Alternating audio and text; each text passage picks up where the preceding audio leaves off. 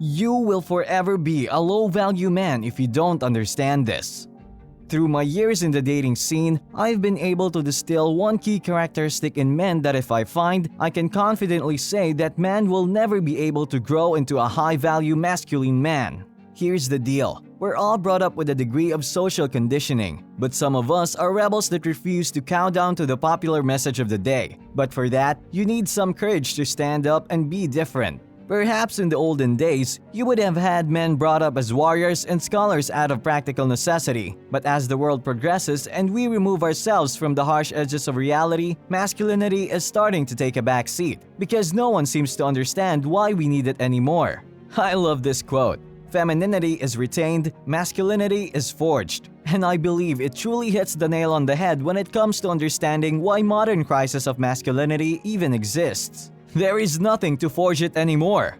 I believe it is a tragedy of modern times that more and more men are buying into the ridiculous social message, the idea that masculine men are an outdated, unnecessary concept. And this is precisely the kind of man that can never in a million years become a high-value man. Andrew Tate and Jordan Peterson have often talked about this concept. The more a society moves away from the cold reality of life and the sharp edges of natural selection, the more that it embraces weakness and fragility. Out of sheer pragmatism, that is impossible in a world where nature is always out to kill you and material needs need to be met. This is precisely true. I assure you, if one day all our material success as a species vanished overnight, men and women would immediately revert back to their natural gender roles. The idea that men and women can take on each other's roles is luxury belief that only modern people can afford, if even that. You need to slap yourself awake and shake off this anesthetic of social conditioning. I want you to take an example of where masculinity is a core necessity today, and it will help show you the contrast. The military. Army men have always been warriors. Whether it be war or peace, they have always needed to develop and forge their masculine qualities of courage and stoicism, because that is the nature of their service. If you look at any military institutions around the world, in even the poorest and most corrupt countries, there is a degree of discipline retained in them. It is often the military holding countries together that would fall otherwise. It is a strictly male-dominated space in most parts of the world, and for good reason. When men band together and are oriented toward a single goal, they focus on the task and their true masculine energies come out. These energies stem from one thing: competition. They compete to be the best and their synergy is not diluted with feminine presence. So here I give you the holy grail of developing into a masculine man. Surround yourself with masculine competitive men. This is partly why I don't like our traditional conceptions of marriage. Men are expected to live at home with wife and children instead of banding together with men and making full use of their potential. Their inner drive is being called for this very reason. Men never meant to permanently live amongst women, even if it's their own wife. To absorb something, you have to be amongst it, so surround yourself with men that push you to be the best version of yourself. You might have heard the saying, you are the average of the 5 people you surround yourself with. This is absolutely true in this context and must be heeded in order to develop as men. I'm not saying that femininity is invaluable. It certainly is, and it has a vital place in society. But the problem arises when assertions are made. These vital yin-yang of a healthy and functioning society are completely interchangeable, that there is nothing unique or different about these concepts that must be preserved and recognized. Opposites attract. Femininity and masculinity are polar opposites of the human gender, and they are attracted to one another precisely because they are different. Any man that fails to understand this idea and instead thinks he can hop over to the other end of the spectrum at whim does not understand the fundamental nature of human reality. And by the way, if you like the ideas in this video, hit the like button and subscribe for regular content. Now that the theory is out of the way, let me arm you with the necessary tools for putting these ideas into action.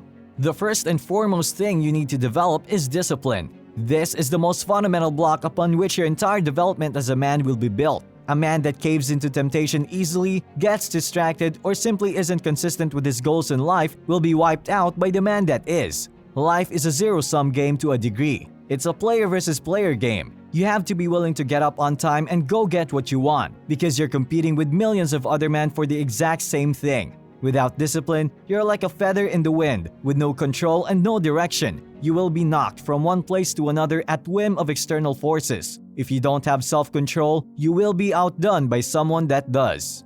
Another key aspect of becoming a truly formidable man is physical power. Listen, gents, no matter what someone tells you or the society conditions you, the fact is that as a man, your physicality is the primary thing in your life. There are men that come to me with their life troubles and depression, and what I tell them has less to do with mental changes and more with physical fortitude. It is an inescapable fact as a man that your physicality and mentality are ultimately linked, and one cannot be healthy without the other.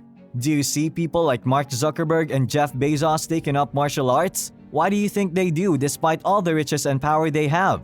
Well, they've now realized that no matter how much money they have, the only thing that will stay with them until their last breath is their physical being. Even to defend your ideas, you need to develop physical strength, because in all of human nature, men have gone to war with one another to implement their ideas. And if you can't fight to defend your ideas, then you don't have an idea. You are left programmable by anyone with physical dominion over you.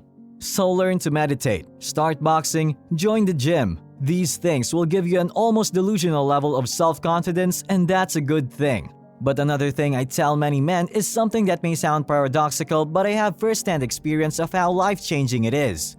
Dance. Yes, it may not be the manliest thing in the world, but you don't have to do it in public. Learn to dance in the privacy of your own room, and I can tell you this with absolute conviction. There is nothing else like the synchronization and control of your body that comes from learning to dance. It will help you feel more confident in your body with the knowledge that every muscle in your body is at your helm. Developing your physicality is much more than just a large body and lean muscles. It is about having a strong body language and confident control. And trust me, it also helps in the bedroom. These are the things that I believe are absolutely paramount for a man to become someone that people are naturally attracted to and can't help but flock to. You need to exude a natural charisma and develop your masculine self from within. This is the lesson that most men today have forgotten, but there is no doubt that the small percentage that understand this will eventually have everything in their life naturally fall into place. Hit the like button and subscribe to the channel. We have a lot more content in the pipeline that you can't miss. Until next time.